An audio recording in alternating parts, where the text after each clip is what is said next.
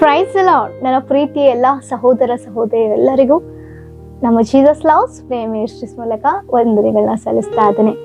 ದೇವರು ತಾನು ಏರ್ಪಡಿಸಿಕೊಂಡು ನಮ್ಮನ್ನು ಬಹಳವಾಗಿ ಪ್ರೀತಿಸಿ ನಮ್ಮನ್ನ ಬಲವಾಗಿ ನಡೆಸ್ತಾ ಇದ್ದಾರೆ. ಆಮೇನ್. ಅದಕ್ಕಾಗಿ ದೇವರಿಗೆ ಸ್ತೋತ್ರ. ಪ್ರಿಯರೇ, ಅನೇಕ ಸಂದರ್ಭದಲ್ಲಿ ಅನೇಕ ಹೊಸ ಹೊಸ ವಿಚಾರಗಳ ಮೂಲಕ ನಮ್ಮ ಆಧ್ಯಾತ್ಮಿಕತೆಯನ್ನು ಬೆಳೆಸ್ಕೊಳ್ತಾ ಇರ್ತೇವೆ, ಹೌದಲ್ವಾ? ಅದೇ ರೀತಿಯಲ್ಲಿ ಒಂದು ನೂತನ ಸಂದೇಶದ ಮೂಲಕ ಇನ್ನೂ ನಾವು ಹೆಚ್ಚು ಆಧ್ಯಾತ್ಮಿಕವಾಗಿ ದೇವರಿಗೆ ಹತ್ತಿರ ಸಂಬಂಧವಾಗಿ ಬೆಳೆಯಲಿಕ್ಕೋಸ್ಕರ ನಿಮ್ಮ ಮುಂದೆ ಒಂದು ಚಿಕ್ಕ ಸಂದೇಶವನ್ನು ಹಂಚಿಕೊಳ್ಬೇಕೆಂಬುದಾಗಿ ನಾನು ಇಷ್ಟಪಡ್ತಾ ಇದ್ದೇನೆ. ಹಲ್ಲೆಲೂಯಾ. ತಿಳ್ಕೊಳ್ಳೋಣವಾ ಏನು ಎಂಬುದಾಗಿ? ಬನ್ನಿ. ಹೀಗೆ ಒಂದಿನ ಒಂದು ಕ್ರಿಸ್ಮಸ್ ಸಂದರ್ಭ. ಈ ಕ್ರಿಸ್ಮಸ್ ಸಂದರ್ಭ ಬಂದಿದ ತಕ್ಷಣ, ಈ ಕ್ರಿಸ್ಮಸ್ ಟೈಮ್ ಬಂದಿದ ತಕ್ಷಣ ಎಲ್ಲರ ಮನೇಲಿ ಒಂದು ಸಂತೋಷ, ಹೌದಾ? ಅನೇಕರಿಗೆ ಅನೇಕ ಆಲೋಚನೆಗಳಿರುತ್ತೆ. ಅದೇ ರೀತಿಯಲ್ಲಿ ಇಲ್ಲೊಂದು ಕುಟುಂಬ ಇದೆ. ಈ ಕುಟುಂಬ ಕೂಡ ಬಹಳ ಸಂತೋಷವುಳ್ಳದ್ದಾಗಿದೆ. ಆನಂದ ಪಡ್ತಾ ಇದ್ದಾರೆ, ಎಲ್ಲರೂ ಆನಂದವಾಗಿದ್ದಾರೆ. ಈ ಕ್ರಿಸ್ಮಸ್ ಸಂದರ್ಭದಲ್ಲಿ ಅವರು ತಮ್ಮ ಒಂದು ಸಂಪಾದನೆಯಲ್ಲಿ ಸಂಪಾದಿಸಿಕೊಂಡಂತ ಎಲ್ಲವನ್ನ ಘನವಾಗಿ ಹೇಳಿಕೊಳ್ತಾ ಆಡಂಬರವಾಗಿ ಜೀವಿಸ್ತಾ ಇದ್ದಾರೆ. ಈ ಒಂದು ಕ್ರಿಸ್ಮಸ್ ಸಂದರ್ಭದಲ್ಲಿ ಪ್ರತಿಯೊಬ್ಬರಿಗೂ ಅವರ ಒಂದು ಘನತೆಯನ್ನ ತೋರಿಸ್ಕೊಳ್ತಾ ಇರುವಾಗ ದೈವ ಸೇವಕರು ತಮ್ಮ ಸಭಾಪಾಲಕರಂತ ದೈವ ಸೇವಕರನ್ನ ಪಾಸ್ಟರ್ನು ಕೂಡ ಅವರ ಕುಟುಂಬಕ್ಕೆ ಆಹ್ವಾನಿಸ್ಬೇಕೆಂದು ಆಸೆ ಪಟ್ಟು ಅವರ ಕುಟುಂಬಕ್ಕೆ ಆಹ್ವಾನಿಸ್ತಾರೆ. ಆ ದೈವ ಸೇವಕರು ಕೂಡ ಆ ಕುಟುಂಬಕ್ಕೆ ಬರ್ತಾರೆ. ಪ್ರಿಯರೇ, ಆ ಸಹೋದರರ ಮನೆಗೆ ಬರ್ತಾರೆ. ಬಹಳ ಸಂತೋಷ. ಆ ಪಾಸ್ಟರ್ ಬಂದಾಗ ಅವ್ರು ಏನೆಲ್ಲ ಸಂಪಾದಿಸಿಕೊಂಡ್ರು ಅದನ್ನೆಲ್ಲ ತೋರಿಸ್ಕೊಳ್ತಾ ಘನವಾಗಿ ಪಾಸ್ಟರ್ ಮುಂದೆ ಅವರು ತಮ್ಮನ್ನ ತಾವು ತೋರ್ಪಡಿಸಿಕೊಳ್ತಾ ಇದ್ದಾರೆ. ಈ ಆಡಂಬರವನ್ನ ನೋಡಿ ಪಾಸ್ಟರ್ಗೆ ಎಲ್ಲೋ ಒಂದು ಕಡೆ ಮನಸ್ಸಿಗೆ ಬೇಸರ ಆಗುತ್ತೆ. ಅದಾದ ನಂತರ ಊಟದ ಸಮಯ ಬಂತು. ಊಟಕ್ಕಿಂತ ಮುಂಚೆ ಪ್ರಾರ್ಥನೆ ಮಾಡಿ ಆ ಊಟವನ್ನು ಮುಂದುವರಿಸೋಣ ಎಂಬುದಾಗಿ ದೈವ ಸೇವಕರು ಒಂದು ಚಿಕ್ಕ ಪ್ರಾರ್ಥನೆ ಮಾಡ್ಕೊಂಡು ವಾಕ್ಯವನ್ನು ಓದಿ ನಾವು ಊಟವನ್ನು ಮುಗಿಸ್ಕೊಳ್ಳೋಣ ಎಂಬುದಾಗಿ ಹೇಳ್ತಾರೆ. ಸಂತೋಷವುಳ್ಳವರಾಗಿ ಸರಿ ಪ್ರಾರ್ಥನೆ ಕೂರುವಾಗ ದೈವ ಸೇವಕರು ಹೇಳ್ತಾರೆ, ಅಮ್ಮ ಹೋಗಿ ಬೈಬಲ್ ತೆಗೆದುಕೊಂಡು ಬನ್ನಿ ಎಂಬುದಾಗಿ. ಪ್ರಿಯರೇ, ಸರಿ ಎಂಬುದಾಗಿ ಆ ಸಹೋದರಿ ಹೋಗಿ ಬೈಬಲ್ ಅನ್ನ ಒಂದು ಶೋಕೇಶ್ ನಲ್ಲಿ ಇಟ್ಟಿರ್ತಾರೆ. ಆ ಶೋಕೇಶ್ ನಲ್ಲಿ ಆ ಬೈಬಲ್ ಅನ್ನ ತೆಗೆದುಕೊಳ್ಳುವಾಗ ಆ ಬೈಬಲ್ ಮೇಲೆ ಬಹಳ ಧೂಳಿರುತ್ತೆ. ಪ್ರಿಯರೇ, ಧೂಳಿದ್ದು ಆ ಬೈಬಲ್ ಎಂದಿಗೂ ಓಪನ್ ಮಾಡೋಣ, ಎಂದಿಗೂ ತೆರೆಯಲ್ಪಡದ ಸ್ಥಿತಿಯಲ್ಲಿ ಹೊಸ ನೂತನ ಬೈಬಲ್ ಆಗಿರುತ್ತೆ. ಸರಿ ಎಂಬುದಾಗಿ ಇದನ್ನೆಲ್ಲ ಗಮನಿಸ್ತಾ ಇದ್ದಾರೆ ಪಾಸ್ಟರ್ ಅವರು. ಸರಿ, ಅದಾಯ್ತು. ಅದಾದ್ಮೇಲೆ ಬೈಬಲ್ ತೆಗೆದುಕೊಂಡು ಬರ್ತಾರೆ, ಪ್ರಾರ್ಥನೆ ಮಾಡ್ತಾರೆ, ವಾಕ್ಯವನ್ನು ಧ್ಯಾನಿಸ್ತಾರೆ, ಭೋಜನ ಕೂಡ ಆಗುತ್ತೆ. ಆ ಭೋಜನ ಸಮಯದಲ್ಲಿ ಅವರೇನೆಲ್ಲ ಸಂಪಾದಿಸಿದ್ರು, ಬೆಳ್ಳಿ ತಟ್ಟೆ, ಬೆಳ್ಳಿ ಸ್ಪೂನು, ಬೆಳ್ಳಿ ಲೋಟ, ಈ ಒಂದು ದ್ರಲ್ಲಿ ಅವ್ರು ಪಾಸ್ಟ್ರಿಗೆ ಭೋಜನವನ್ನ ಕೊಡ್ತಾರೆ. ಇದೆಲ್ಲ ಮುಗೀತು. ಹಬ್ಬನೂ ಮುಗೀತು. ನೆಕ್ಸ್ಟ್ ಡೇ ಆ ಎಲ್ಲ ಪಾತ್ರೆಗಳನ್ನಾಗಿರ್ಬೋದು, ವಸ್ತುಗಳನ್ನ ಜೋಡಿಸುವಾಗ ಬೆಳ್ಳಿ ಸ್ಪೂನ್ ಮಿಸ್ ಆಗುತ್ತೆ.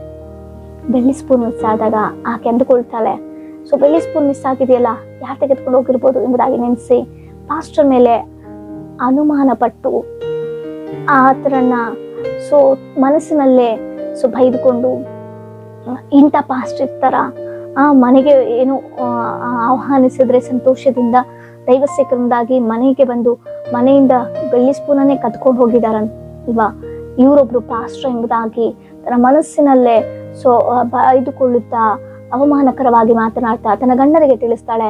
ಗಂಡನು ಕೂಡ ಪಾಸ್ಟ್ರಿಗೆ ಕೇಳಲಾರದ ಸ್ಥಿತಿಯಲ್ಲಿದ್ದಾನೆ. ಆತನು ಕೂಡ ಅದನ್ನ ನಂಬ್ತಾನೆ.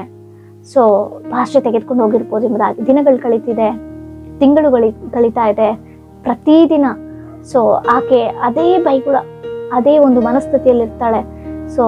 ಪಾಸ್ಟ್ರು ಇಂಥ ಕೆಲಸಗಳನ್ನ ಮಾಡ್ತಾರ, ಹೀಗ್ ಮಾಡಿದಾರಲ್ಲ, ಹೇಗಾದ್ರೂ ಅದನ್ನ ಕೇಳಿ ಪಡ್ಕೋಬೇಕು, ಏನೋ ಹಿಂಗಾಯ್ತು, ಇದೆಲ್ಲ ಹೇಗ್ ತೆಗೆದುಕೊಂಡು ಹೋಗ್ತಾರೆ ಎಂಬುದಾಗಿ ಕೇಳ್ಬೇಕು. ನಾನು ಯಾಕೆ ತೆಗೆದುಕೊಂಡು ಹೋಗ್ತೀರಿ, ಇಂಥ ಕೆಲಸ ಯಾಕೆ ಮಾಡಿದೆ ಅಂತ ಕೇಳ್ಬೇಕೆಂಬುದಾಗಿ ಆಕೆ ಪ್ರಯತ್ನಗಳು ಬರ್ತಾ ಇರ್ತಾರೆ. ಆದ್ರೆ ಪಾಸ್ಟರಿಗೆ ಆಯ್ತು ಕೇಳಿಕ್ ಸಾಧ್ಯ ಆಗೋದಿಲ್ಲ ಎಲ್ಲರ ಮುಂದೆ, ಹೌದಲ್ವಾ? ಈ ರೀತಿಯಾಗಿ ದಿನಗಳು ಕಳೀತಾ ಇದೆ. ದಿನಗಳು ಕಳೆದು ಮತ್ತೊಂದು ವರ್ಷ ಅದೇ ಕ್ರಿಸ್ಮಸ್ ಸಂದರ್ಭ ಬರುತ್ತೆ. ಕ್ರಿಸ್ಮಸ್ ಸಂದರ್ಭ ಬಂದಾಗ ಅದೇ ಆಡಂಬರದಲ್ಲಿರ್ತಾರೆ, ಅದೇ ಸಂತೋಷದಲ್ಲಿರ್ತಾರೆ. ಇದೇ ರೀತಿಯಾಗಿ ಪಾಸ್ಟರ್ನು ಕೂಡ ಆಹ್ವಾನಿಸ್ತಾರೆ. ಪ್ರಿಯರೇ, ಪಾಸ್ಟರ್ ಕೂಡ ಆಹ್ವಾನವನ್ನು ಮನ್ನಿಸಿ ಮನೆಗೆ ಸಂತೋಷವಾಗಿ ಬರ್ತಾರೆ, ಅವರ ಮನೆಗೆ, ಅವರ ಕುಟುಂಬಕ್ಕೆ ಬರ್ತಾರೆ. ಕುಟುಂಬಕ್ಕೆ ಬಂದ ನಂತರ ಆಕೆಗೆ ಒಂದು ಉದ್ದೇಶ ಇದೆಯಲ್ಲ, ಆಕೆ ಮನಸ್ಸಲ್ಲಿ ಒಂದು ಅನುಮಾನ ಉಂಟಲ್ಲ, ಅದು ಕೇಳಬೇಕು ಪಾಸ್ಟರ್ಗೆ. ಆ ಉದ್ದೇಶದಿಂದಲೇ ಕರೆಸಿರ್ತಾರೆ. ಅದಾದ್ಮೇಲೆ ಮಾತಾಡ್ತಾರೆ. ಆಯ್ತು, ಊಟದ ಸಮಯ ಬಂತು, ಊಟಕ್ಕಿಂತ ಮುಂಚೆ ಪ್ರಾರ್ಥನೆ, ಹೌದಲ್ವಾ? ಈ ರೀತಿಯಾಗಿ ಮತ್ತೆ ಪ್ರಾರ್ಥನೆ ಮಾಡ್ಕೊಳ್ಳೋಣ, ಬನ್ನಿ ಬೈಬಲ್ ತೆಗೆದುಕೊಂಡು ಬನ್ನಿ, ವಾಕ್ಯವನ್ನು ಧ್ಯಾನಿಸಿ ಪ್ರಾರ್ಥನೆ ಮಾಡ್ಕೊಳ್ಳೋಣ ಎಂಬುದಾಗಿ ಹೇಳುವಾಗ ಆ ಒಂದು ಸಹೋದರಿಗೆ ಪಾಸ್ಟರ್ ಮೇಲೆ ಬಹಳ ಕೋಪ ಬರುತ್ತೆ. ಪಾಸ್ಟರ್, ನಿಮ್ ಜೊತೆ ಒಂದು ಮಾತಾಡ್ಬೇಕು, ಒಂದು ವಿಚಾರ ಕೇಳಬೇಕು ಅಂತ ಹೇಳುವಾಗ, ಏನಮ್ಮ ಏನಾಯ್ತು ಅಂತ ಹೇಳುವಾಗ, ಅದೇ ಹೋದ ಬೆಳ್ಳಿ ಸ್ಪೂನ್ ಬಗ್ಗೆ. ಸರಿಮ್ಮ, ಅದರ ವಿಚಾರ ನಾನು ಹೇಳ್ತೀನಿ, ಮೊದಲು ಪ್ರಾರ್ಥನೆ ಮಾಡ್ಕೊಳ್ಳೋಣ ಅಂತ ಆ ಪಾಸ್ಟರ್ ಎಷ್ಟು ಸೌಮ್ಯವಾಗಿ ಮಾತಾಡಿದ್ರು ಕೂಡ ಆ ಸಹೋದರಿ ಬಹಳ ಕೋಪ, ವಿಪರೀತವಾದ ಕೋಪ, ಬೇಸರದಿಂದ ಮೊದಲು ನನಗೆ ಆ ಸ್ಪೂನ್ ಎಲ್ಲಿದೆ ಅಂತ ತಿಳಿಸಿ, ಆಮೇಲೆ ಪ್ರಾರ್ಥನೆ, ಬೈಬಲು, ವಾಕ್ಯ ಎಲ್ಲ ಅಂತ ಪಾಸ್ಟರ್ಗೆ ಎದುರುತ್ತವನ್ನ ಕೊಡ್ತಾರೆ. ಇಲ್ಲಮ್ಮ, ನಾನು ಹೇಳ್ತೀನಿ, ಆ ಸ್ಪೂನ್ ಬಗ್ಗೆ ನಾನು ಮಾತಾಡೋಣ, ಮೊದಲು ಪ್ರಾರ್ಥನೆ ಮಾಡ್ಕೊಳ್ಳೋಣ ಎಂಬುದಾಗಿ ಹೇಳುವಾಗ ಗಂಡನು ಸರಿ ಎಂಬುದಾಗಿ ಒಪ್ಕೊಳ್ತಾರೆ. ಸರಿ, ಬೈಬಲ್ ತೆಗೆದುಕೊಂಡು ಬನ್ನಿ, ಪ್ರಾರ್ಥನೆ ಮಾಡ್ಕೊಳ್ಳೋಣ. ಪ್ರಿಯರೇ, ಕಳೆದ ವರ್ಷ ಯಾವ ಸ್ಥಿತಿಯಲ್ಲಿ ಆ ಬೈಬಲನ್ನು ಓದಿ ಮತ್ತೆ ಅದೇ ಶೋಕೇಶಲ್ಲಿ ಇಟ್ಟರೋ, ಮತ್ತೆ ಅದೇ ಸ್ಥಳದಿಂದ ಆ ಬೈಬಲ್ ಅನ್ನು ತೆಗಿತಾರೆ, ಮತ್ತೆ ಅದರ ಮೇಲೆ ಧೂಳು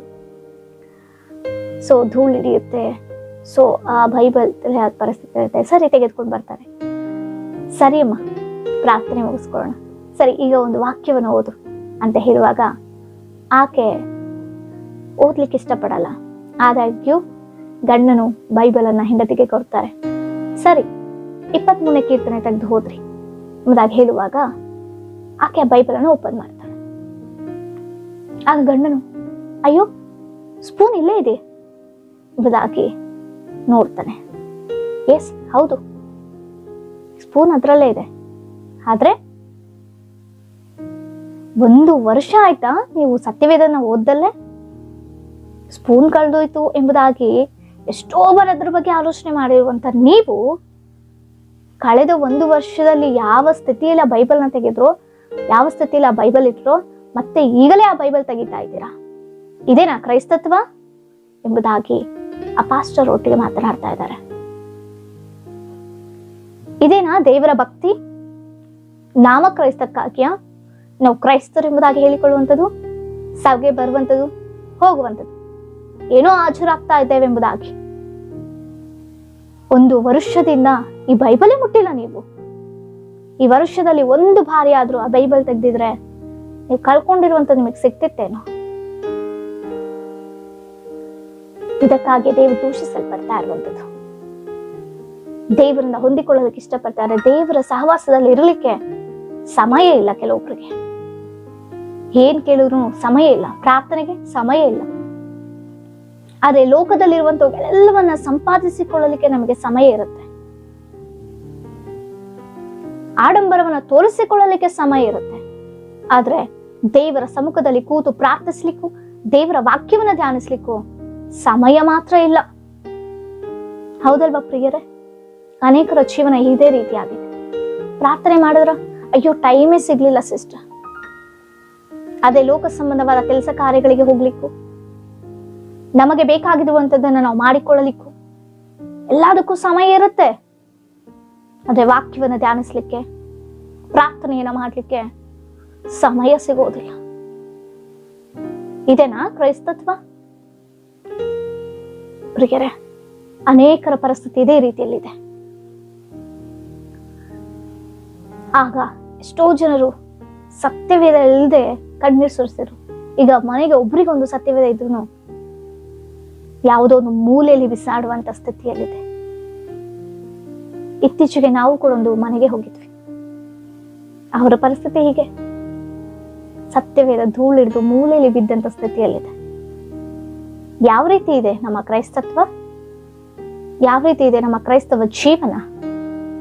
ಇದಕ್ಕಾಗಿಯಾ ದೇವರು ನಮ್ಮನ್ನು ಆರಿಸಿಕೊಂಡಿದ್ದು? ಇದಕ್ಕಾಗಿಯಾ ದೇವರು ನಮಗೆ ಪ್ರಾಣವನ್ನು ಕೊಟ್ಟು ರಕ್ತವನ್ನು ಸುರಿಸಿ ಪರಿಶುದ್ಧರನ್ನಾಗಿ ಮಾಡಿದ್ದು? ದೇವರೊಟ್ಟಿಗೆ ಸಮಯ ಕಳೀಲಿಕ್ಕೆ ಟೈಮ್ ಸಿಗೋದಿಲ್ಲ. ಅಲ್ಲ, ಇತರರೊಟ್ಟಿಗೆ ಸಮಯ ಕಳೀಲಿಕ್ಕೆ, ಇತರ ಕಾರ್ಯಗಳನ್ನ ಮಾಡ್ಲಿಕ್ಕೆ ನಮಗೆ ಸಮಯ ಇರುತ್ತೆ. ಅನುಕೂಲ ನಾವೇ ಮಾಡ್ಕೊಳ್ತೇವೆ, ಸಮಯ ನಾವೇ ಮಾಡ್ಕೊಳ್ತೇವೆ.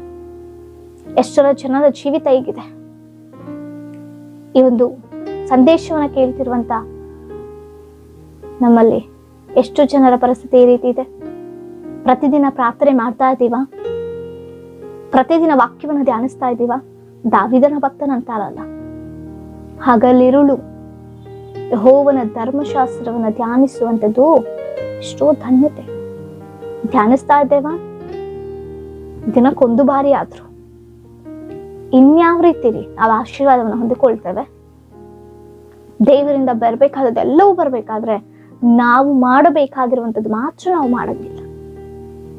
ಅನೇಕರ ಕುಟುಂಬಗಳು ನಾಮ ಕ್ರೈಸ್ತರಾಗಿ ಜೀವಿಸ್ತಾ ಇದ್ದಾರೆ. ವಾರಕ್ಕೊಂದು ಬಾರಿ ಸಭೆಗೆ ಹೋಗುವಂಥದ್ದು, ಬರುವಂಥದ್ದು, ಅಲ್ಲಿ ಏನು ಜೀವವುಳ ಮಾತು ಕೇಳಿದಾರ ಅಂತದ್ದು ಕೂಡ ಅರ್ಥ ಆಗೋದಿಲ್ಲ, ಅವರಿಗೆ ಗ್ರಹಿಸಿಕೊಳ್ಳೋದಿಲ್ಲ, ಮನೆಗೆ ಬಂದು ಧ್ಯಾನಿಸೋದಿಲ್ಲ, ಇತರರೊಟ್ಟಿಗೆ ಹಂಚಿಕೊಳ್ಳುವಂತ ಸ್ಥಿತಿಯಲ್ಲಿಲ್ಲ ಅನೇಕರು. ಹಾಜರಾಗ್ಬೇಕಷ್ಟೇ. ಯಾರು ಕೇಳ್ತಾರೆ ಯಾಕೆ ಸಂಡೇ ಬಂದಿಲ್ಲ ಸಭೆಗೆ ಅಂತ, ಅದಕ್ಕೋಸ್ಕರ ಹೋಗ್ಬೇಕೆಂಬುದಾಗಿ. ಕೆಲವೊಬ್ರು ಬಲವಂತದಿಂದ, ತಂದೆ ತಾಯಿಗಳ ಬಲವಂತದಿಂದ ಕೆಲವೊಬ್ರು ಹೋಗ್ತಾ ಇರ್ತಾರೆ. ನಿಜವಾಗಿಯೂ ಪ್ರಿಯರೇ, ನಾವು ದೇವರನ್ನ ಎಷ್ಟೋ ನೋವು ಪಡಿಸ್ತಾ ಇದ್ದೇವೆ ವಿಚಾರದಲ್ಲಿ. ಜಾಗ್ರತೆ ಉಳ್ಳವರಾಗಿರೋಣ. ಆ ಸಹೋದರರು ಕೂಡ 1 ವರ್ಷ ಆಯ್ತು ಆ ಬೈಬಲ್ ಅನ್ನು ಮುಟ್ಟಿ. ಬೆಳ್ಳಿ ಸ್ಪೂನ್ ಕಳೆದೋಯ್ತು ಅನ್ನುವಂಥ ವಿಚಾರಕ್ಕೆ ಎಷ್ಟೆಲ್ಲ ಮಾತುಗಳನ್ನ ಮಾತಾಡಿದ್ರು, ದೂಷಿಸಿದ್ರು, ನಿಂದಿಸಿದ್ರು, ಅವಮಾನ ಪಡಿಸಿದ್ರು, ಬೈಗುಳ ಗೊಣಗಾಡಿದ್ರು, ಸುಣ್ಗಾಡಿದ್ರು. ಅಲ್ಪ ಕಾಲಕ್ಕೆ ಹೋಗುವಂತ ವಿಚಾರಕ್ಕೆ, ನಿತ್ಯವಾಗಿರುವಂತ ವಿಚಾರಕ್ಕೆ ಜಾಗ್ರತೆನೆ ಪಡಲಿಲ್ಲ. ಎಷ್ಟು ಜನರ ಕುಟುಂಬ ಈ ರೀತಿ ಇದೆ, ಎಷ್ಟು ಜನರು ಈ ರೀತಿಯಾಗಿ ಜೀವಿಸ್ತಾ ಇದ್ದೇವೆ. ಒಂದು ಬಾರಿ ಆಲೋಚನೆ ಮಾಡೋಣ, ಪರೀಕ್ಷಿಸಿಕೊಳ್ಳೋಣ, ಮನಸ್ಸಾಕ್ಷಿಗೆ ಕೇಳಿಕೊಳ್ಳೋಣ. ನಿಜವಾಗಿಯೂ ಪ್ರತಿನಿತ್ಯ ದೇವರೊಟ್ಟಿಗೆ ಮಾತನಾಡ್ತಾ ಇದ್ದೀವಾ? ದೇವರ ಒಂದು ಐಕ್ಯತೆಯಲ್ಲಿ ಇದ್ದೀವಾ? ಯಾಕೆ ಕುಟುಂಬದಲ್ಲಿ ಜಗಳಗಳು, ಮನಸ್ತಾಪಗಳು, ಐಕ್ಯತೆ ಇಲ್ಲದಂತ ಪರಿಸ್ಥಿತಿಗಳು ಯಾಕೆ ಗೊತ್ತಾ? ದೇವರು ನಮ್ಮ ಮಧ್ಯದಲ್ಲಿಲ್ಲ. ನಾವು ಆತನ ಧ್ಯಾನಿಸ್ತಾನೆ ಇಲ್ಲ, ಪ್ರಾರ್ಥನೆ ಕೂಡ ಮಾಡ್ತಾ ಇಲ್ಲ. ಅದಕ್ಕೆ ಸಮಸ್ಯೆಗಳು ಉದ್ಭವವಾಗ್ತಾ ಇರ್ತವೆ. ಒಂದು ಬಾರಿ ಪರೀಕ್ಷಿಸಿಕೊಂಡು ಆ ಸ್ಥಿತಿಯಲ್ಲಿ ಏನಾರು ಇರೋದಾದ್ರೆ ಅದನ್ನ ಮರೆತು ಪ್ರತಿನಿತ್ಯ ದೇವರ ಸನ್ನಿಧಾನದಲ್ಲಿ ಸಮಯವನ್ನು ಕಳಲಿಕ್ಕೂ, ಆತನಲ್ಲಿ ಪ್ರಾರ್ಥನೆ ಮಾಡ್ಲಿಕ್ಕೂ, ಆತನ ವಾಕ್ಯವನ್ನು ಧ್ಯಾನಿಸ್ಲಿಕ್ಕೂ ನಮ್ಮನ್ನು ನಾವು ಬದಲಾಯಿಸಿಕೊಳ್ಳೋಣ, ನಮ್ಮನ್ನು ಸರಿಪಡಿಸಿಕೊಳ್ಳೋಣ.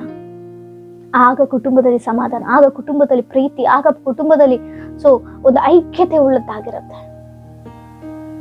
ಆ ಸಹೋದರಿ ಆಗ ಅರಿತುಕೊಳ್ತಾಳೆ ಮಾಡಿದ ತಪ್ಪೇನೆಂಬುದಾಗಿ. ಹೇಳಿಕೊಳ್ಳಲಿಕ್ಕೆ ಕ್ರೈಸ್ತರೇ, ಆದ್ರೆ ಆಡಂಬರ ಜೀವಿತ ಬೇಕು. ಅಲ್ಪಕಾಲದ ಜೀವಿತ, ಅಲ್ಪಕಾಲದ ಆಡಂಬರ. ತದನಂತರ ಗ್ರಹಿಸಿಕೊಂಡ ಸಹೋದರನು ಆ ಪಾಸ್ಟರಿಗೆ ಕ್ಷಮಾಪಣೆ ಕೇಳಿ, ಎಸ್, ನಮ್ಮ ಜೀವಿತವನ್ನ ಬದಲಾಯಿಸಿಕೊಳ್ತೇನೆ. ನಿಜವೇ, ಈ ಲೋಕದಲ್ಲಿರುವಂತವುಗಳಿಗಾಗಿ ನಾವು ಎಷ್ಟು ಆತರ ಪಟ್ವಿ. ಸಂಪಾದನೆಗೋಸ್ಕರ, ಆಡಂಬರವಾಗಿ, ತೋರಿಕೆಗೋಸ್ಕರವ ನಾವು ತೋರಿಸಿಕೊಳ್ಳಲಿಕ್ಕೆ ನಾವು ಇಷ್ಟೆಲ್ಲ ಮಾಡಿದ್ವಿ. ಆದ್ರೆ ನಿಜವಾದಂಥದ್ದನ್ನ ನಾವು ಹೊಂದಿಕೊಳ್ಳಲಿಕ್ಕೆ ಪ್ರಯತ್ನ ಪಟ್ಟಿಲ್ಲ. ಇನ್ನು ಮೇಲೆ ನಮ್ಮನ್ನ ಸರಿಪಡಿಸಿಕೊಳ್ತೇವೆ ಎಂಬುದಾಗಿ ಅವರು ತಮ್ಮನ್ನ ಬದಲಾಯಿಸಿಕೊಂಡ್ರು. ಹೌದು, ದೇವರು ಒಳ್ಳೆ ಸಮಯ ಕೊಟ್ಟಿದ್ದಾರೆ. ನಾವು ಕೂಡ ಬದಲಾಗೋಣ. ದೇವರೊಟ್ಟಿಗೆ ಸಮಯವನ್ನ ಕಳೆಯಲಿಕ್ಕೆ ಅನುಕೂಲ ನಾವು ಮಾಡಿಕೊಳ್ಳೋಣ ಸಮಯವನ್ನು. ಆಮೇಲೆ ಸತ್ಯವೇದನ ಅಗಲು ಧ್ಯಾನಿಸೋಣ, ಮರ್ಮಗಳನ್ನ ತಿಳಿದುಕೊಳ್ಳೋಣ, ದೇವರಿಗಾಗಿ ಜೀವಿಸೋಣ. ಈ ಸಂದೇಶದ ಮೂಲಕ ನಮ್ಮ ಒಂದು ಬದಲಾವಣೆ ದೇವರು ತರ್ತಿದ್ದಾರೆ ಎಂಬುದಾಗಿ ನಂಬಿ ನಾನು ಸಂತೋಷವುಳ್ಳವಳಾಗಿದ್ದೇನೆ. ಅನೇಕರಿಗೆ ಶೇರ್ ಮಾಡಿ. ಅನೇಕ ಕುಟುಂಬಗಳು ಇದೇ ಪರಿಸ್ಥಿತಿಯಲ್ಲಿ ಇರ್ಬೋದು. ನಿಮ್ಮ ಮೂಲಕ ಒಂದು ಕುಟುಂಬದ ಒಂದು ಪರಿಸ್ಥಿತಿ ಬದಲಾಗೋದಾದ್ರೆ ಅದು ದೇವರಿಗೆ ಮಹಿಮೆ. ನಿಮ್ಮ ಸ್ನೇಹಿತರಿಗೋ, ಸಂಬಂಧಿಕರಿಗೋ, ನಿಮ್ಮ ಒಡ ಹುಟ್ಟಿದವ್ರಿಗೋ, ದೂರದಲ್ಲಿರ್ತಾರೆ, ಕಳಿಸಿ. ಅವ್ರ ಕುಟುಂಬದಲ್ಲಿ ಒಂದು ಬದಲಾವಣೆ ಆಗಲಿ, ದೇವರಿಗೆ ಹತ್ತಿರವಾಗಿ ಜೀವಿಸಲಿ, ಆತ್ಮಗಳನ್ನು ಕಾಪಾಡಿಕೊಳ್ಳಿಕ್ಕೆ ಸಹಾಯವಾಗುತ್ತೆ.